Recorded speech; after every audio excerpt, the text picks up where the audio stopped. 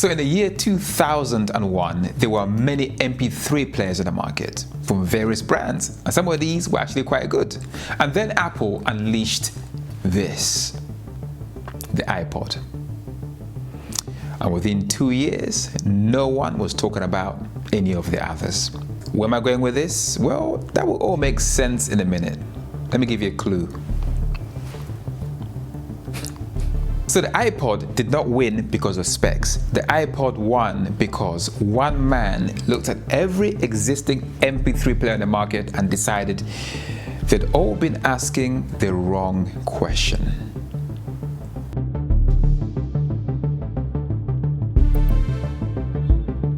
And that man just designed a Ferrari. Before we get into what the Luce actually is, you need to understand why Ferrari made the choices they did. Because on paper, this car should not exist. Every other supercar brand that tried to go electric basically stuck to the same old tried and tested formula. Mid-engined, 2 seats, existing silhouette, and a battery where the engine used to be. Buyers were not buying, not really. Ferrari watched all of that happen, and instead of following the same formula, they did something that I don't think anyone saw coming. They hired Jony Ive. If at this point you're asking yourself, who the hell is Jony Ive? Well, Jony Ive was Apple's chief design officer for more than 20 years. This guy designed this, the original iPod. He also designed this 15-inch MacBook Pro from back in the day. He also designed this monster of a MacBook Pro. This one is, I think, is a 17-inch. This thing is freaking huge, and it still works, by the way. I've had this for years. So this guy designed some of Apple's most iconic products, including the iPhone, by the way. Jony Ive is arguably the most influential? Jony Ive is arguably the most influential product designer alive today. And Ferrari decided to give him their first electric car. Ferrari called it an unconventional, multidisciplinary perspective. What does that even mean? My interpretation of what that means is we wanted someone who had zero attachments to what a car is supposed to look like. And what came out the other end is this.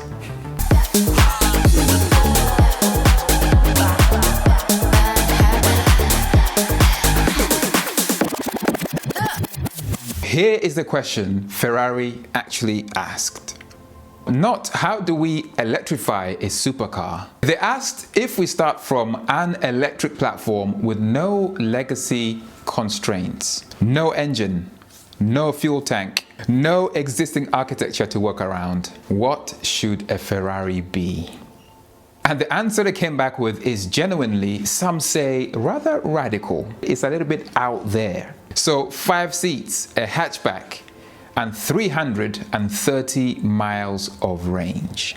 And a center of gravity that's 95 millimeters lower than the Ferrari Pure Sangue. That's Ferrari's V12 SUV. And a chassis where 75% of the aluminium was actually recycled. Oh, and 1,035 prancing horsepower spread across 4 motors, 1 on each wheel. In some ways, that is not an electric supercar. That is something new. Ferrari's head of vehicle engineering said it himself. If you just swap an engine for a battery pack, you gain nothing.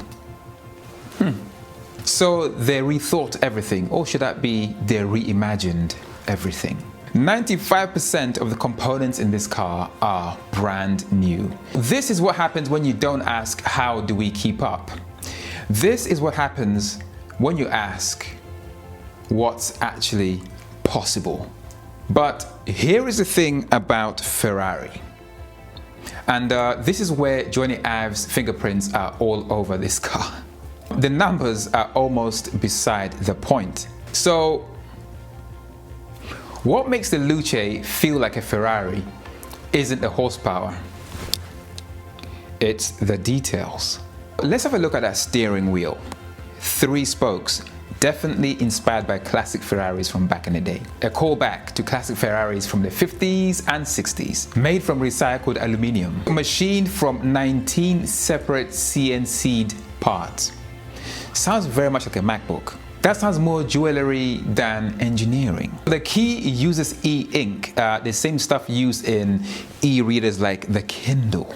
When you dock it, the yellow in the Ferrari badge transfers across to the drive selector. I mean, it's a tiny thing, it means nothing functionally, but in some ways it is everything. That dashboard is machined from a single solid piece of aluminum. Definitely not pressed, machined. That sounds very, very familiar. Very unibody MacBookish. There is no bend radius and no compromise in the surface. The dials are OLED, but there is a physical needle in the speedometer. The color of the instruments change depending on your drive mode. They don't just change, they fade. It fades gradually like a sunset. So the launch control lever or lever is up here, inspired by helicopter instrumentation. I think it's fair to say that definitely is not an accident. That is very much a choice. Someone sat in a room and decided the way a pilot commands an aircraft is the best way to launch a 1035 horsepower electric Ferrari. And then there is a sound. Obviously, there's no combustion engine or exhaust note. But Ferrari's answer to this problem is quite ingenious. There is apparently an accelerometer, the same thing you found in your iPhones, that sits at the center of each axle.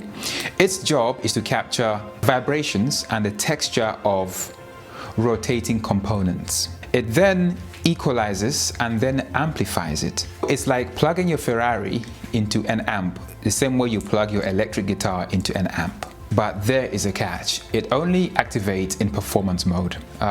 It does not work in all the other modes, and apparently it's quite good. I think on the sound front, I will be the judge of that. I want to hear it for myself. When I think of Ferrari, I think of freely breathing and screaming V12.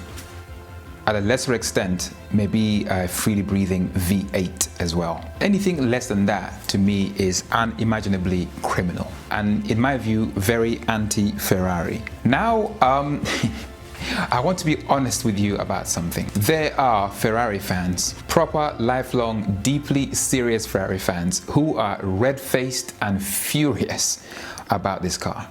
And I kind of understand where they're coming from, because Ferrari is also still selling you a V12. The Luce isn't quite the end of that yet, but it kind of represents a shift in what Ferrari thinks it can be. And the design. Look, you're either gonna lean into it or not. I'll be honest, it does not look like any Ferrari that came before. And it barely looks like any car that came before. Ferrari have not said anything about the cars, like, I don't know, drag coefficient and all that stuff.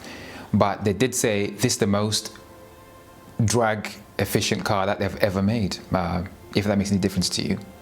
That shape isn't aesthetic indulgence. I'm gonna say it's more egghead physics. Look, I'll be lying, yeah, if I didn't say that that I didn't want something a bit more cleaner, a bit more Ferrari. This asks more of you as a viewer. As a potential owner, this car requires a kind of faith. Jony Ive's co-founder, a guy called Mark Newson, who also used to work at Apple, once said something that I keep coming back to. He said, if you ask consumers what they want, they only have their frame of reference. All they can do is look into the past. No one asked for the iPod the way it was. And no one asked for the iPhone the way it was. The people who made these things had to believe in something before anyone could see it. The Ferrari Luce is a car that no one asked for. 5 seats, a hatchback, designed by a man who imagined and designed the iMac, the iPod, the iPhone, starting from a blank piece of paper because Ferrari decided that the formula that everyone else was following was a dead end. And it might be. I think the Ferrari Luce might be the most important Ferrari ever made. I'm not saying that because it's the fastest or even the most beautiful.